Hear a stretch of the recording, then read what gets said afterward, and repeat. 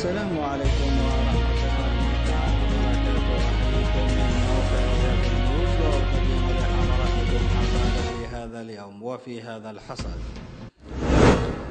قوة من أمن عدن مسنودة بالمقاومة الجنوبية تداهم هنجرا في خط تعز عدن بمنطقة البساتين، ويقبضون على خلايا نائمة بحوزتها متفجرات وأسلحة.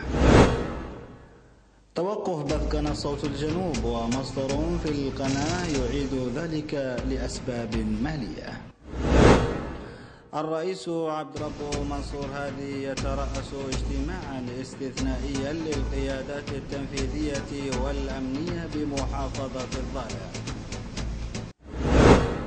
تخرج الدفعة الثانية من معسكر راس عباس بالعاصمة عدن، السادسة من مجموعة الدفعات التي تمثل نواة للجيش الوطني.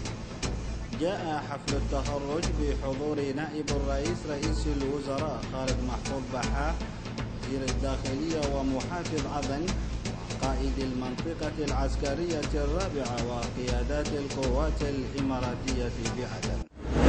وصول وفد من مؤسسة الشيخ خليفة بن زايد آل نهيان والهلال الأحمر الإماراتي إلى سقطرى للاطلاع على احتياجات المحافظة في التنمية والبنية التحتية. مقتل 3 من عناصر تنظيم القاعدة إثر اشتباكهم بنقطة أمنية تابعة للمقاومة الجنوبية في أحور بمحافظة أبيض. وقيادة محور عتق بشبوة تعلن عن النفير العام عقب أنباء عن تقدم عناصر القاعدة من عزان التي سيطروا عليها قبل يومين صوب مدينة عتق. ميليشيات الحوثي والمخلوع صالح تستهدف منازل السكان بمنطقة كرش الجنوبية الحدودية، سقوط جرحى مدنيين. افتتاح مشروع إعادة تأهيل وترميم مدرسة صلاح الدين بمديرية البريقة الأساسية بتمويل من الهلال الأحمر الإماراتي.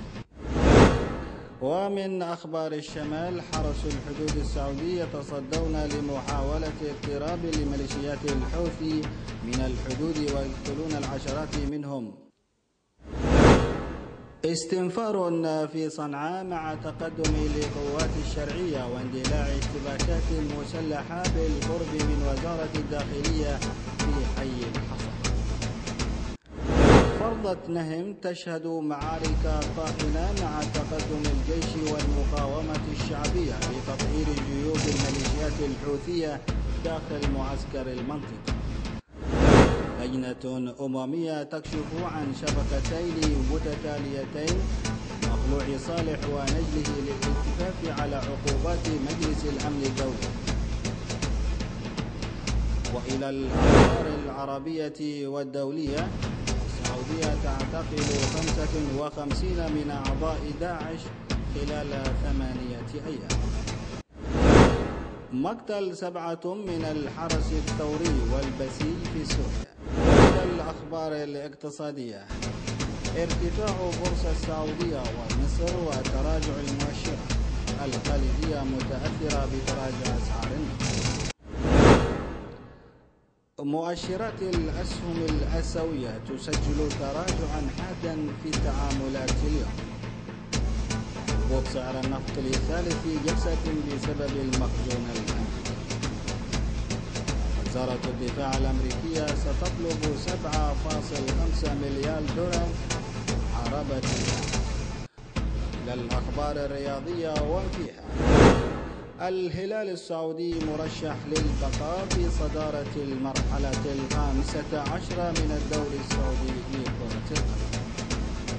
افتتاح دوري الألعاب الثالثة للأندية العربية للسيدات بمشاركة 58 ناديا 18 دولة والمقام في الشارقة.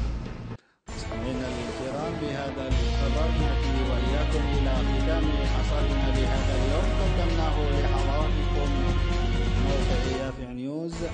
شكرا لحسن إنصاتكم ومتابعتكم. دمتم في أمان الله. في الختام لكم أجمل النشر الإخباري علي محسن وحبيب السيد. من التقديم محمد سالم بحمد، كما هي لكم من الإشراف العام من الزميل ياسر اليوم. دمتم ودام الوطن بألف خير.